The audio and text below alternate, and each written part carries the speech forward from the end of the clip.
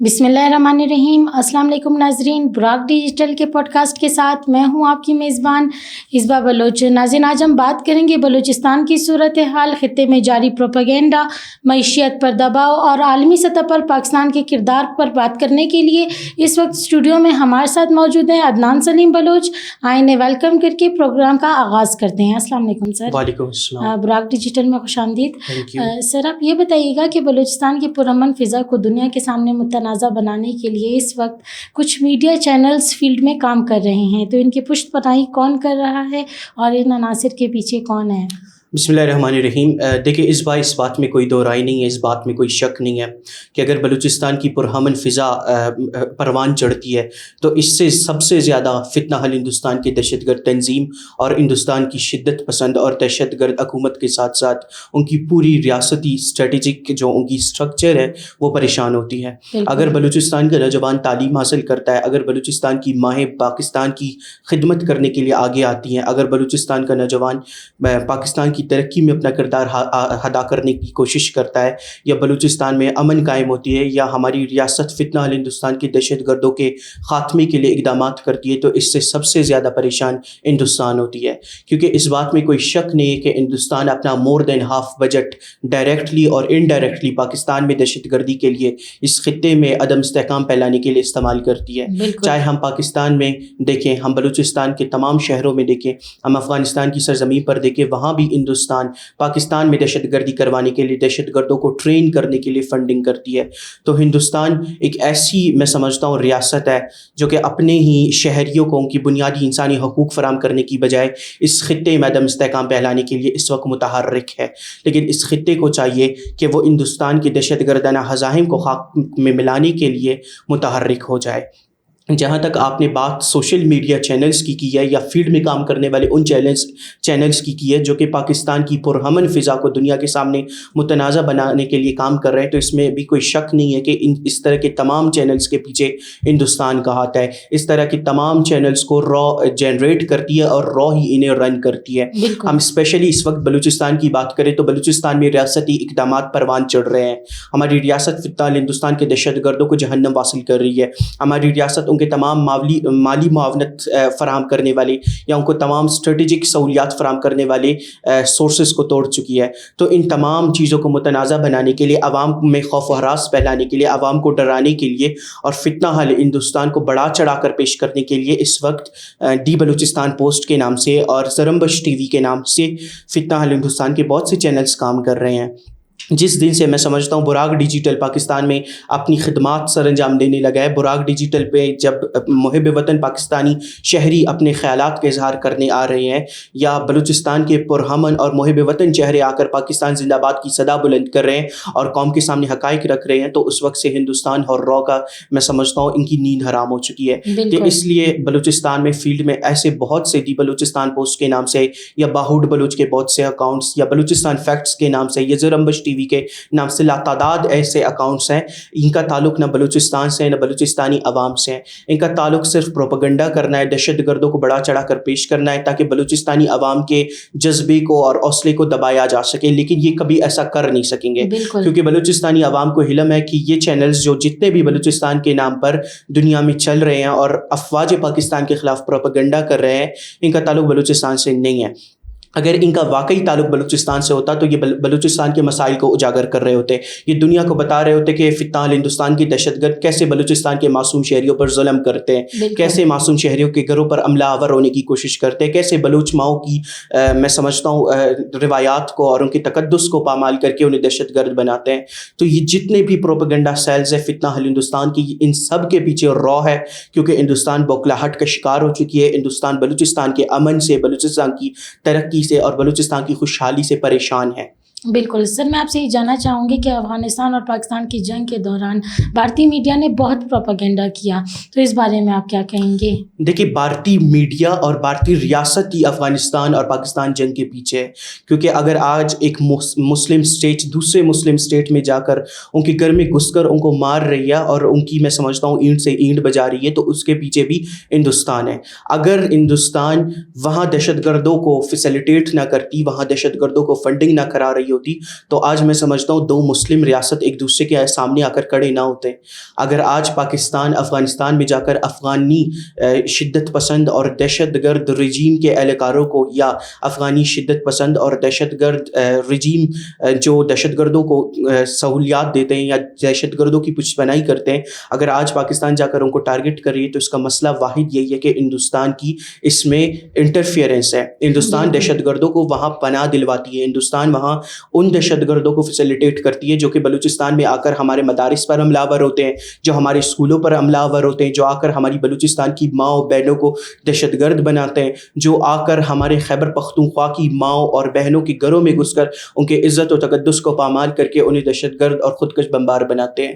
سب سے پہلے پاکستانی قوم کو یہ وجہ جاننا ہوگا کہ اگر آج پاکستان اور افغانستان ایک دوسرے کے آمنے سامنے کھڑے ہیں اور الحمدللہ بھرپور طاقت کے ساتھ پاکستان وہاں دہشت گردوں کے پناہ گاہوں کو نشانہ بنا رہی ہے، دہشت گردوں کے ٹھکانوں کو نشانہ بنا رہی ہے، تو اس کے پیچھے وجہ یہی ہے کہ ہندوستان کی انٹرفیئرنس ہے. ہندوستان کی گود میں بیٹھ کر افغان رجیم دہشت گردوں کو پناہ دے رہی ہے. دنیا کے سب سے بڑے دہشت گرد آج کہاں چھپے ہوئے ہیں؟ ہم بشیر زیب کی بات کریں، ہم ٹی ٹی پی کے بڑے بڑے دہشت گردوں کی بات کریں، سب کے سب افغانستان میں ہیں. تو افغانستان میں ان کو پشت پناہی ہندوستان کی حاصل ہے.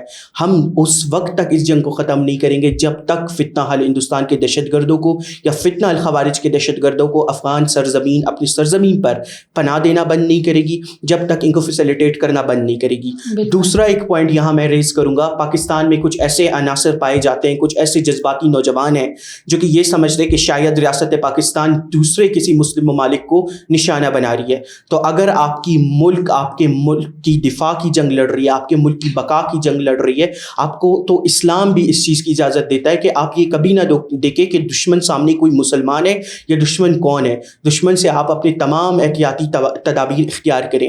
ہمیں جہاں سے بھی خطرہ لاحق ہوگا، جہاں سے بھی خطرہ محسوس ہوگا، چاہے وہ افغانستان ہو، چاہے وہ کوئی بھی ملک ہو، آپ کی سیکیورٹی فورسز آپ کی دفاع کو، آپ کی خوشحالی کو، آپ کی ترقی کو، آپ کے امن کو یقینی بنائیں گے. بالکل سر، دشمن سوشل میڈیا پر ملک کی سیاسی اور ملٹری لیڈرشپ کو پاکستان میں بڑھتی ہوئی مہنگائی کا ذمہ دار قرار دینے کی کوشش کر رہے ہیں. تو آپ یہ بتائیں کہ خطے کے بدلتے حالات کس طرح پاکستان کی معیشت پر نظر انداز ہو رہے ہیں؟ دیکھیں، جس بھی خطے میں جنگ ہوتی ہے، جس بھی خطے میں اس طرح کے حالات ہوتے ہیں، تب وہاں مہنگائی ضرور آتی ہے. دشمن کا کام ہی یہی ہے کہ وہ ہمارے اس خطے میں انارکی پھیلائے اور اس خطے میں عدم استحکام پھیلائے.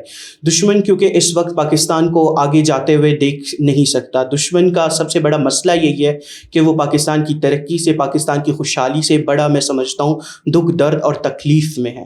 پاکستان میں ہم دیکھ رہے ہیں پی ٹی آئی کے کچھ عناصر یا بی وائی سی کے کچھ عناصر پاکستان میں ہماری موجودہ سیاسی قیادت کو یا ہماری موجودہ ملٹری اسٹیبلشمنٹ کو ان بدلتے ہوئے حالات کا ذمہ دار قرار دے رہے ہیں. لیکن یہ سب پروپیگنڈا کر رہے ہیں کیونکہ یہ پریشان ہیں ہمارے field marshal general Syed Asim Munir کی قیادت سے یا ہمارے وزیر اعظم شہباز شریف کی قیادت سے، جو مور دین 18 ہارس پاکستان کی ترقی، پاکستان کی سالمیت و خوشحالی کے لیے کام کر رہے ہوتے ہیں. اگر اس خطے میں خاص کر پاکستان میں مہنگائی کی شرح بڑھ رہی ہے یا پیٹرول کے ریٹس بڑھ رہے ہیں یا ڈیزل کے ریٹس بڑھ رہے ہیں، تو اس میں آپ کی ملٹری اسٹیبلشمنٹ کی یا آپ کی سیاسی قیادت کا کوئی قصور نہیں ہے. پوری دنیا میں یہ انکریز ہو رہے ہیں ان کے ریٹس، پوری دنیا میں پیٹرول مہنگا ہو رہا ہے، پوری دنیا میں عالمی جو ایک تیل ہے وہ مہنگا ہو رہا ہے. اگر ہم اپنے ہریبین سی کی بات کریں تو اسٹریٹ آف ہارمز بند ہے، وہاں مور دین 80% جو ٹریڈ ہے وہ مکمل طور پر بند ہے، صرف 20% ٹریڈ الاؤ ایران کر رہا ہے. تو اگر آپ کے خطے میں مہنگائی بڑھ رہی ہے، پیٹرول کا ریٹ بڑھ رہا ہے، اگر ڈیزل کا ریٹ بڑھ رہا ہے، تو اس میں آپ کی ریاست کا میں سمجھتا ہوں کوئی قصور نہیں ہے. پوری دنیا میں مہنگائی بڑھ رہی ہے اور جو لوگ ہمارے ریاست کے خلاف پروپیگنڈا کر رہے ہیں اس وقت وہ پاکستان کے پرامن چہرے سے پریشان ہے کہ پاکستان اس خطے میں امن اور استحکام کے لیے کام کر رہا ہے. بالکل سر، آخر میں آپ سے یہ جاننا چاہوں گی کہ پاکستان نے ایران اور امریکہ کے درمیان مذاکرات جاری رکھنے کا عزم برقرار رکھا ہے، تو کیا دنیا کی نظریں ابھی بھی پاکستان پر برقرار ہیں؟ دیکھیے، پاکستان ایک پرامن ریاست ہے، پاکستان ہمیشہ امن کی بات کرتا ہے، پاکستان ہمیشہ استحکام کی بات کرتا ہے، پاکستان ہمیشہ مضبوط اور محفوظ سفارتکاری کی بات کرتا ہے، پرامن سفارتکاری کی بات کرتا ہے. اور الحمدللہ پوری دنیا نے دیکھا جب اس خطے میں حالات بدلنے جا رہے تھے یا امریکہ اور ایران سامنے آئے تھے تو پاکستان نے اپنا بھرپور کردار ادا کیا.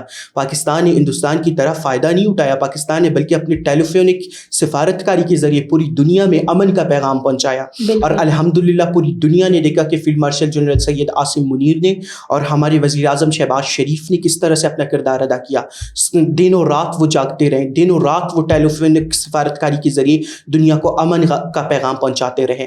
آج بھی الحمدللہ دنیا پاکستان کو سراہ رہی ہے, پاکستان کے اقدامات کو سراہ رہی ہے, دنیا پاکستان کی طرف دیکھ رہی ہے, اور پوری دنیا کو اس وقت پاکستان سے امید ہے کہ پاکستان ان دونوں ممالک کے درمیان میں بہترین مذاکرات میں اپنا کردار ادا کرے گی, کیونکہ وہ وقت دور نہیں ہے جب پاکستان انشاءاللہ اس خطے کا سپر پاور بنے گی. پاکستان اس خطے میں لوگوں کو گائیڈ کرے گی, پاکستان اس خطے میں لوگوں کو ڈکٹیٹ کرے گی, اور لوگوں کو امن کے راستے پر ڈکٹیٹ کرے گی, اور لوگوں کو انشاءاللہ امن کے ساتھ اس پورے خطے میں چلائے گی. اس وقت ہندوستان پوری دنیا میں سفارتکاری طور پر تنہا ہو چکی ہے. ہندوستان اس وقت میں سمجھتا ہوں بوکھلاہٹ کا شکار ہو چکی ہے. اسی لیے ہندوستان کے وزیر دفاع راج ناتھ سنگھ پاکستان کے خلاف اپنے دہشت گردانہ, اپنے بزدلانہ اور اپنے جارحانہ بیانات کا سہارا لے رہے ہیں.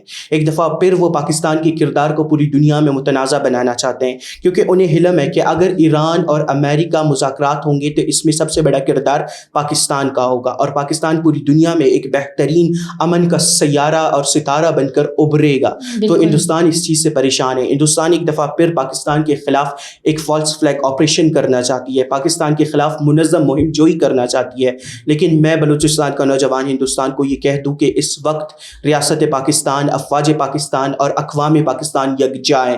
یہ وہ پاکستان اب نہیں رہا. یہاں تمام اقوام افواج یکجا ہیں اپنی سلامتی پر. آپ ماضی قریب میں ہم نے آپ کو جو اسباق یاد کرائیں, آپ ان کو یاد کریں. جس طرح سے مئی 2025 میں مارکہ حق کے دوران ہم نے آپ کو گھٹنے ٹیکنے پر مجبور کیا, آپ اس سبق کو یاد رکھیں. پاکستان اپنے خلاف کسی بھی قسم کی جارحت کو, یا کسی بھی قسم کی فالس فلیگ آپریشن کو, یا کسی بھی قسم کے منظم مہم جوئی کو برداشت نہیں کرے گی.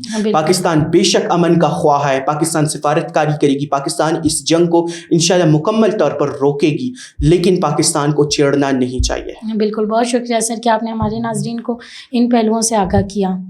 ناظرین, یہی وہ حقائق ہیں جو ہمیں سوچنے اور آگے بڑھنے کی امید دیتے ہیں. میں امید کرتی ہوں کہ آج کی گفتگو سے آپ کو ساری صورتحال کا واضح اندازہ ہو گیا ہوگا. تو ناظرین, آج کے پوڈ کاسٹ سے اجازت چاہوں گی. انشاءاللہ ایک نئے پوڈ کاسٹ کے ساتھ بہت جلد حاضر ہوں گے. اللہ حافظ.